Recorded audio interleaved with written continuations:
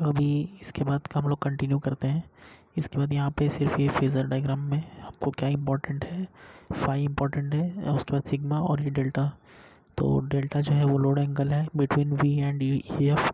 उसके बाद फिर फाई जो है वो मतलब सिग्मा जो है इंटरनल पावर फैक्टर एंगल ये ई और आई ए के बीच में है, और डेल्टा जो कि है यहाँ पे लोड एंगल वी टी और ई एफ के बीच में।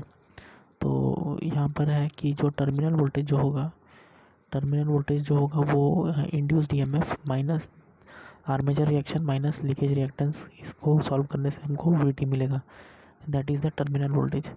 जो इंड्यूस्ड ईएमएफ होगा, सॉरी आर्मेचर रिएक्शन होगा, it will be minus because it will oppose the main flux, minus of एक से आर होगा। सो अभी यहाँ पे हम लोग जब आर ए को कंसिडर करेंगे, तो आर ए को कंसिडर करने के बाद भी नीचे जैसा ही मतलब ये बनेगा, आई ए रहेगा, उसमें वी टी रहेगा और उसमें ई एफ रहेगा, और इनके एंगल का डिफरेंस होगा। अब यहाँ पे क्या है कि आर ए यहाँ पे लिखा हुआ है, तो क्या है कि आर ए को कंसिडर किया यहाँ पे I A is parallel to the armature current. उसके बाद फिर आई ए एक्सेस को भी लिखा गया है, आई ए एक्सेस परपेंडिकुलर होगा उसके, क्योंकि वो तो क्या बोलते हैं लीकेज रिएक्टेंस है इंडक्टिव टाइप का। और ये फिर इम्पीडेंस ट्रायंगल यहाँ पे बन जाएगा। ये जो डायग्राम बनता है phasor diagram of the synchronous machine with resistance and synchronous reactance, ये इक्विवेलेंट है to the short transmission line. इसमें ये जो फाई है, सिग्मा है, internal power factor angle is equal to load angle plus phi. ये प्लस तब होगा जब लैगिंग के लिए है और माइनस तब जब लीडिंग के लिए है। उसके बाद फिर हम लोग देखते हैं equivalent circuit of the alternator and synchronous motor. यहाँ पे अल्टरनेटर में यहाँ पे डेल्टा है इसका लोड एंगल, यहाँ पे वी टी एंगल 0 है। उसके बाद फिर ये सिंक्रोनस मोटर के केस में यहाँ से सप्लाई आ रहा है, इसमें लोड एंगल जो रहेगा ऑलवेज नेगेटिव होगा। जैसे यहाँ पे जो सप्लाई में दे रहे हैं वो वी टी एंगल 0 है, तो यहाँ पर तब जो इंड्यूस्ड ईएमएफ है उसका एंगल माइनस डेल्टा है।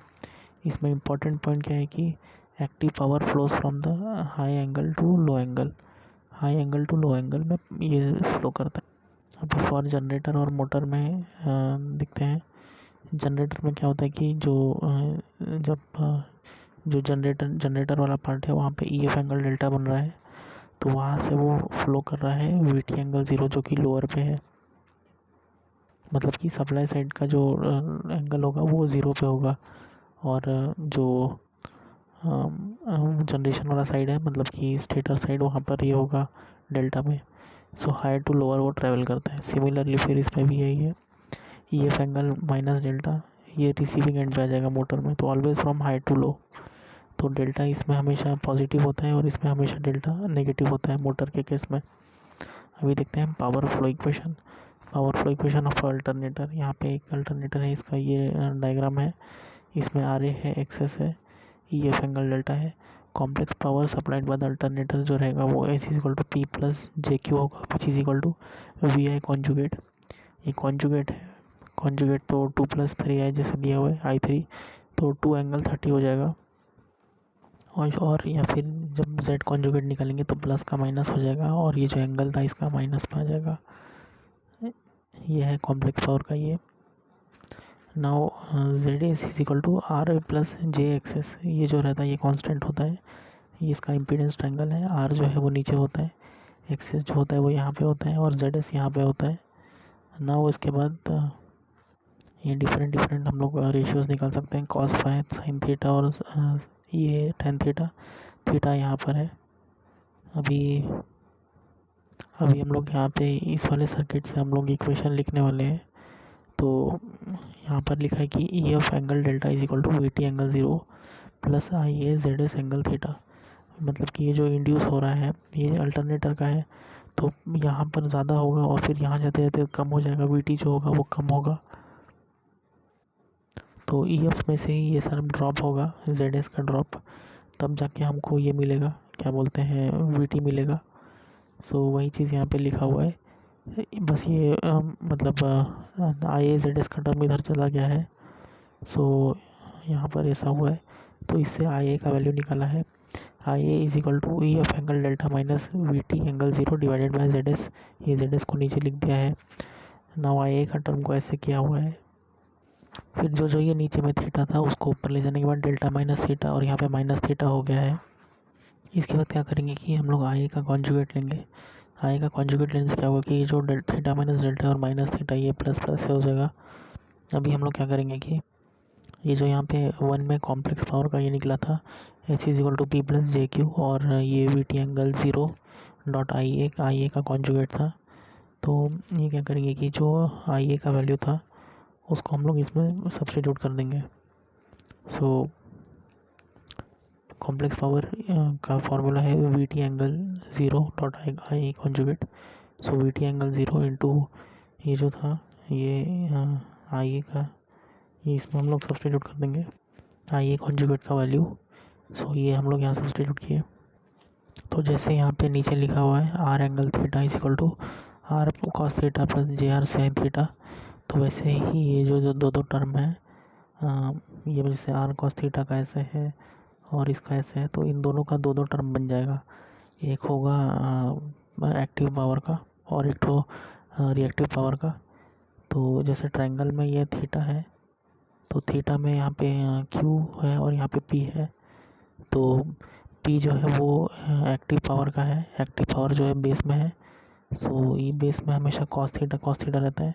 तो इसका जो कॉस थीटा वाला टर्म होगा वो पी जी नॉट वाला आ जाएगा यहाँ पे क्या कि आर ए इज़ कंसिडर्ड है जब, और दूसरा वाला जो उसका रिएक्टिव पावर है उसका ये निकलेगा। तो ये एक्टिव और रिएक्टिव पावर हम लोग को मिल गया फ्रॉम दिस इक्वेशन। बस जो ये वाला टर्म था उसको मतलब बाइफरकेट किया हुआ है इंटू 2 यूजिंग दिस। सो अगर आर ए 0 है तो थीटा क्या होगा, तो यहाँ पे लिखा था कि आर ए को हम लोग नेगलेक्ट कर देंगे तब थीटा का वैल्यू कितना होगा। तो ये इम्पीडेंस ट्रायंगल से हम लोग देख सकते हैं tan theta is equal to X S by R perpendicular by base. Tan theta is equal to perpendicular by base, तो आर ए का वैल्यू 0 हो गया। सो इसका anything divided by 0 is infinite. So इससे थीटा हमारा निकल जाएगा 90 डिग्री। सो थीटा 90 डिग्री निकला है, और Z S is equal to X S, क्योंकि आर ए को हम लोग कंसिडर नहीं कर रहे हैं जैसे यहाँ लिखा है। So put theta is equal to 90 and Z S is equal to Z X in this three equation. तो हम लोग इसे एक्टिव पावर अभी निकाल लेंगे। Active power cos theta minus 90, और नीचे में जेड एस की जगह एक्सेस और यहाँ पे भी कॉस 90। तो हमको सिर्फ इतना मिलेगा P G naught is equal to E F V T by X S sine delta. ये वाला जो ये इम्पोर्टेंट है। यहाँ पे V T V angle sending end receiving end ये सिमिलर टू ट्रांसमिशन लाइन है, डिवाइडेड बाय जो ट्रांसमिशन लाइन का जो एक्सेल था वो reactance into sine delta. Delta is the load angle.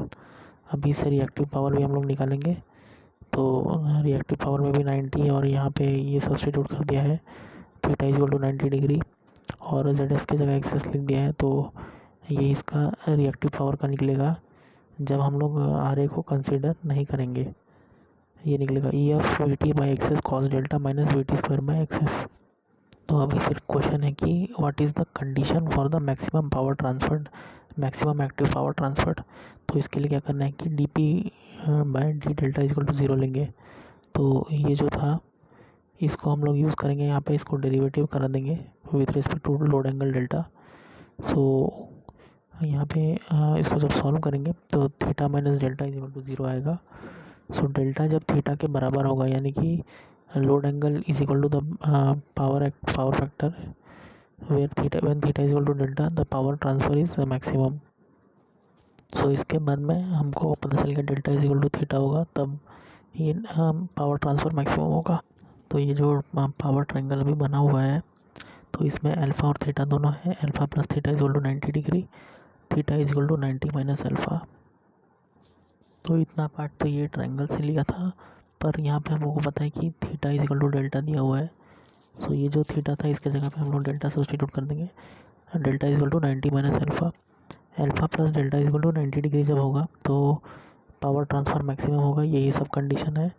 So condition for maximum power transfer is delta is equal to 90 degree and R A is equal to 0। तो ये जो यहाँ पे delta is equal to 90 degree है, पर ये तो theta is equal to delta है। तो हम लोग यहाँ पे थीटा का वैल्यू 90 डिग्री निकाल चुके थे। तो वहाँ से डेल्टा भी आ गया। अब ये क्वेश्चन दिया हुआ है कि in a synchronous generator ZS is equal to, जो synchronous impedance is equal to 3 + J4, find the load angle at which the power transfer is maximum. तो फिर हम लोग यहाँ पे इसका इम्पीडेंस ट्रायंगल बनाएंगे। यहाँ पे R हो गया, यहाँ पे 3, और फिर जो एक्सेस हो जाएगा वो हो जाएगा यहाँ पे 4। So tan theta is equal to x/r, 4/r हो जाएगा। tan इनवर्स 4/3 होगा 53 degree. So at theta is equal to delta the power transfer is maximum. 53.13 पे जो इसका पावर ट्रांसफ़र होगा वो मैक्सिमम होगा। अभी शॉर्ट रिविज़न करते हैं कि पावर फ्लो इक्वेशन क्या होगा, जो कि जब आर ए कंसिडर होगा और आर ए नहीं नेग्लेक्टेड होगा। तो ये है इसका पावर का, यहाँ पे जेड एस है, यहाँ पे एक्सेस है।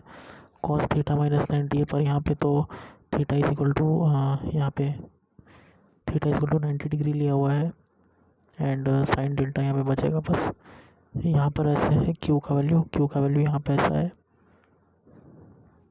उसके बाद फिर for maximum active power transfer when delta is equal to theta, तो फिर यहाँ पे साइन का ऐसा हो जाएगा थीटा माइनस थीटा। अभी देखते हैं value of the maximum active power. तो इसमें क्या है कि हम लोग आर ए को कंसिडर करेंगे सबसे पहले। तो पहले जो मतलब यहाँ पे पावर का इक्वेशन हम लोग पहले निकालते थे एक्टिव पावर का, उसको ही फिर से यहाँ पे यूज़ किया हुआ है पहले तो। और उसके बाद फिर क्या है कि मैक्सिमम पावर के लिए delta is equal to theta होता है, मतलब डेल्टा के जगह में थीटा का वैल्यू आने वाला है। लोड एंगल के जगह पे वो थीटा का वैल्यू आएगा। सो यहाँ पे जहाँ पे डेल्टा था वहाँ पे थीटा आ जाएगा। तो ये cos 0 हो जाएगा, 1 हो जाएगा। थीटा का वैल्यू पे कोई चेंज नहीं होगा, वो इंटैक्ट रहेगा। तो ये हो गया पी जी मैक्स का value, E of VT/ZS minus VT² cos theta. तो यहाँ पे तो आर ए नेग्लेक्टेड था, तो R A is equal to 0। मतलब यहाँ पे पहले आर ए कंसिडर था, अभी हम लोग आर ए नेग्लेक्ट करेंगे और theta is equal to 90 degree कर देंगे। तो जब इसको नेग्लेक्ट किया है तो यहाँ पे theta is equal to 90 degree हो जाएगा, क्योंकि ये ट्रायंगल से हम लोग थीटा का वैल्यू निकाल लेंगे। ये तो 0 हो जाएगा। तो tan इनवर्स x/r, तो ये 90 डिग्री बनेगा, क्योंकि tan inverse infinity is 90 degree. तो यहाँ पे 90 डिग्री हम लोग सब्सटीट्यूट कर देंगे। तो cos 90 इज़ 0, तो ये टर्म तो नेग्लेक्ट हो जाएगा। अब सिर्फ हमारे पास ये वाला टर्म बचेगा, ई of VT/XS। P G max का वैल्यू ये रहेगा, ई ऑफ VT/XS।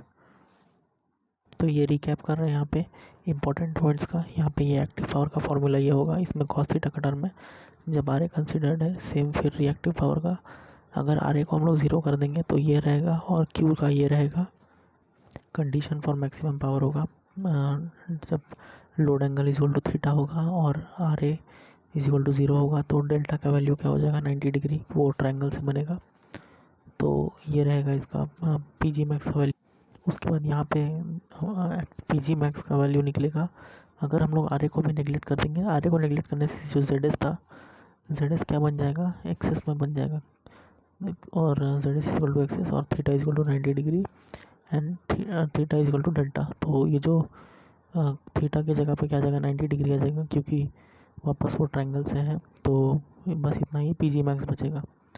तो इसके बाद पॉइंट एक है कि एल जो है वो इंडक्टर्स होता है, वो रिएक्टिव पावर को एब्जॉर्ब करता है to make V lead the I. अभी इसके बाद देखते हैं अल्टरनेटर जो है वो always a source of active power होता है। तो यहाँ पे जो क्यू का फॉर्मूला आया हुआ है ये कॉस के टर्म्स में है, ये आया है यहाँ से। ये साइन 90 माइनस डेल्टा हो गया था, सो यहाँ से ही लाया हुआ है। सो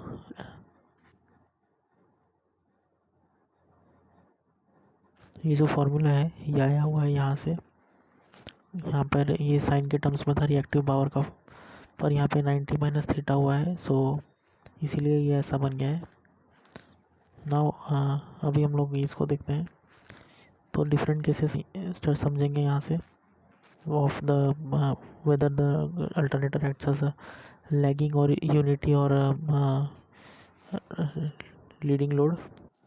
सो यहाँ पे जब E of cos delta is greater than V T हो जाएगा, मतलब एक्साइटेशन ज़्यादा होगा। E of cos delta is greater than V T. So ये क्या होगा कि लैगिंग रिएक्टिव पावर डिलीवर करेगा। जो इंडक्टर होता है उसको तो मतलब लैगिंग रिएक्टिव पावर चाहिए, ताकि मतलब इस पार्ट पे वो लैगिंग रिएक्टिव पावर उसको चाहिए होता है। सो अल्टरनेटर जो है वो लैगिंग रिएक्टिव पावर को सप्लाई करेगा to the inductor when it is over excited, so it works at the lagging power factor. उसके बाद में जब E S cos delta is equal to V T है, तो इसमें क्या होगा कि जो रिएक्टिव पावर होगा वो जो डिलीवर करेगा अल्टरनेटर वो नहीं करेगा। सो अल्टरनेटर विल बी ये नॉर्मली एक्साइटेड में ये यूनिटी पावर फैक्टर में काम करेगा। अगर E F cos delta is less than V T, मतलब वो अंडर एक्साइटेड है, तो वो क्या करेगा कि कोई रिएक्टिव पावर को नहीं भेजेगा, अल्टरनेटर विल एब्जॉर्व। तो क्या होगा कि अल्टरनेटर क्या करेगा कि एब्जॉर्व करेगा ये रिएक्टिव पावर को, इस पार्ट में काम करेगा। सो अंडर एक्साइटेड में वो लीडिंग पावर फैक्टर में काम करेगा। तो ये जो क्वेश्चन दिया हुआ है इसको हम सॉल्व करेंगे। 3 फेज अल्टरनेटर में power supplied 100 megawatt, the value of EMF and VT are 100 KV and 100 KV और एक्सेस 50 है, तो हमको लोड एंगल पता करना है। हम इसको सॉल्व करेंगे। P is equal to E into V by X S sine delta के फॉर्मूले से। तो इसको सॉल्व करने से हमको delta is equal to 30 degree मिला है। उसके बाद ये क्वेश्चन देखते हैं। इसमें दिया है कि 3 फेज अल्टरनेटर है, जब फ्रीक्वेंसी 50 हर्ट्ज है तो delta is equal to 30 degree है। सो हमको frequency is equal to 100 hertz होगा, तो इसका हमको ये निकालना है डेल्टा कितना होगा। So P is equal to E V by X S sine delta है। सो यहाँ पर sine delta is directly proportional to frequency. Frequency क्यों? क्योंकि X S is equal to 2 pi FL है, एक्सेस उधर चला जाएगा। So sine 30 is equal to 50 हो जाएगा और sine delta 2 is equal to 100 होगा। तो इसको सॉल्व करने से हमको delta 2 is equal to 90 degree मिलेगा।